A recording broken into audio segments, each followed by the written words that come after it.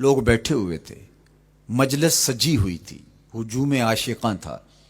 کیف و سرور کی چھم چھم برکھا برس رہی تھی، انوار و تجلیات اتر رہے تھے، اور کیسی خوش نصیب مجلس تھی جس میں حضور خود تشریف لے آئے۔ تو آقا کریم نے ارشاد فرمایا، فقال ما اجلسکم،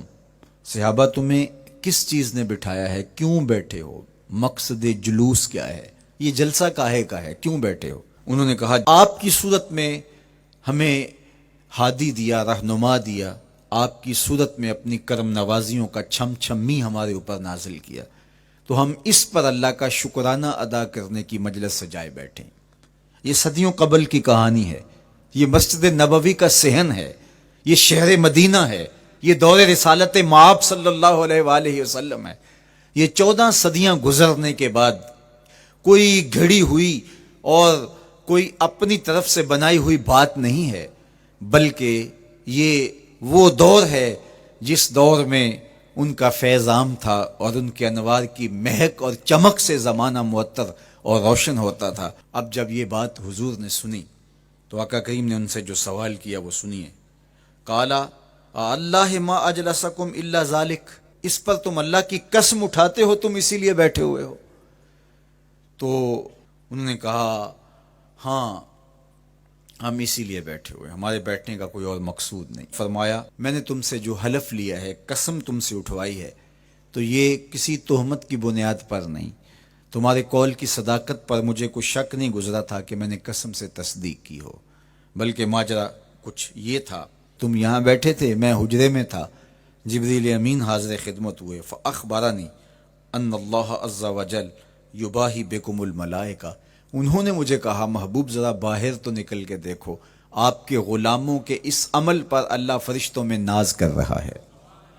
وہ عمل کون سا تھا جس پہ رب رب ہو کے فرشتوں میں فخر کر رہا ہے، رب رب ہو کے فرشتوں میں ناز کر رہا ہے؟ وہ عمل یہ تھا کہ صحابہ مل بیٹھ کر کے اللہ کی حمد بول رہے تھے، اللہ سے دعائیں مانگ رہے تھے، اللہ کا شکر بجا لا رہے تھے۔ کس بات پر؟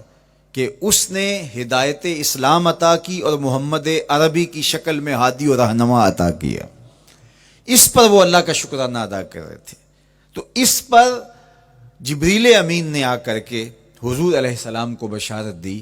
اور اللہ کا پیغام سنایا کہ محبوب ذرا باہر تو نکل کے دیکھو،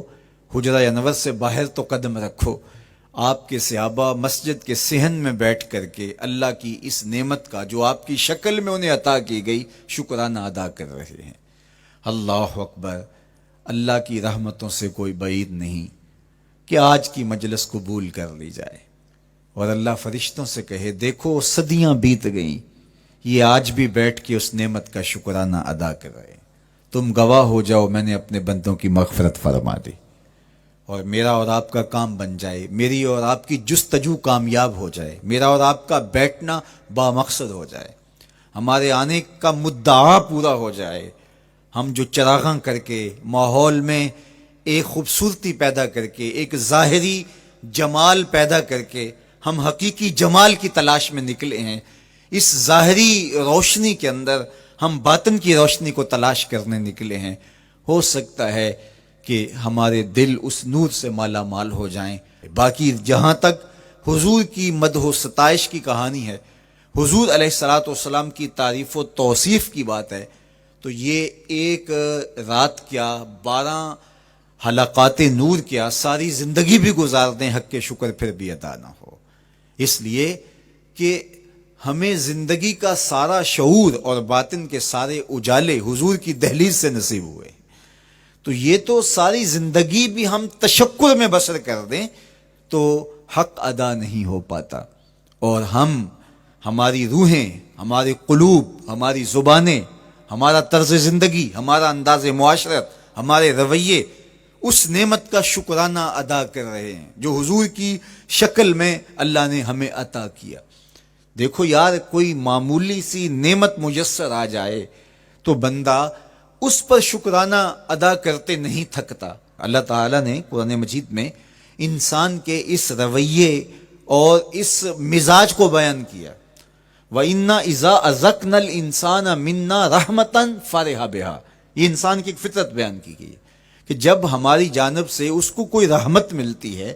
تو فرح بہا، تو وہ فرحت کا اظہار کرتا ہے. یہ انسانی طبع ہے، یہ انسانی فطرت ہے. اور اگر رحمت للعالمین نصیب ہو جائیں